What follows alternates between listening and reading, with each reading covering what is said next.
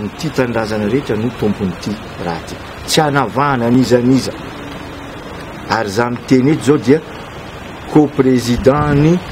CTEF comité technique nanorona sy nanao an'le boky hoe ilaina ny refondation nanomboka tamin'ny 2010 nefa nanaovanay an'izay miaraka amin'ny teknisianina malagasy misy dikany zany zay no itenenako eto ka nyty tandrazana rehetra ny tompon'ity nareo mpanao gazety ny tompon'ity koa tsika jiaby tompon'ity toy le tolona ity ny tolona natao depuis 1947 efa nanao tolona ny vahoaka malagasy ny ray aman-drenitsika fa ny teny reo ray aman-drenireo fa mbola tsy azotsika ny tena fahaleovantena marina zany fahaleovantena ara-toekarena zany mbola tsy azotsika ka mitohy ny tolona ho an'ny taranaka syntsika ho isy ny fanambarana fa miaraka atsika rehetrarehetra ny vahoaka malagasy rehetrarehetra ny ty tandrazana rehetrarehetra miaraka anohy an'le tolona mba azahoantsika le la vraie souveraineté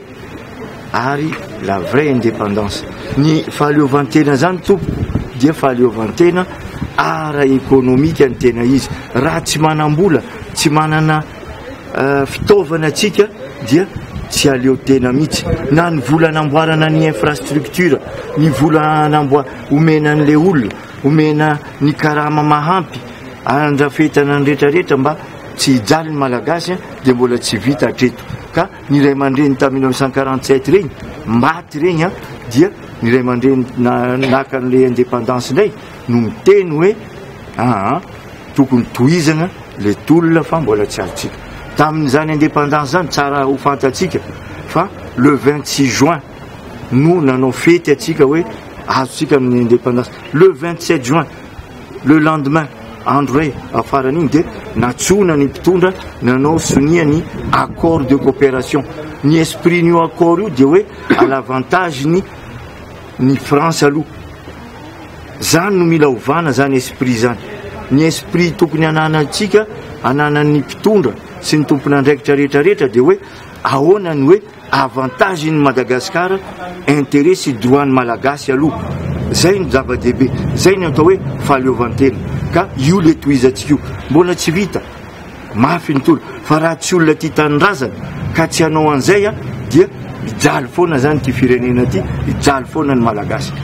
ny vahoaka ty tanindrazana rehetrarehetra atsona daholo fa ho hitatsika eo fa tena tsy vita moramora ty mila fientanany rehetrarehetra mihitsy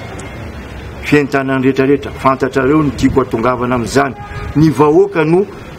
fanjakana ny vahoaka no tompon'le fahefana ny mpitondra dia ampindramina n'le fahefana ka rehefa tsy manana zany redevabilité envers le vahoaka zany le tompon'le fahefana dia tsy tokony hitantana ny firenena intsony zany zay ny dikany fa ny tianay atongavana zany dia le vahoaka le tompon'le fahefana mihitsy no haka ny fanapahan-kevitra atsoatsy ka zay mo tarika ty tanindrazana zay maro ny ty tanindrazana nareo mpanao gazety ty tanindrazana dia atsika jiaby miaraka manentana mba ho azotsika le tena zony Madagasikara sy zony le vahoaka malagasy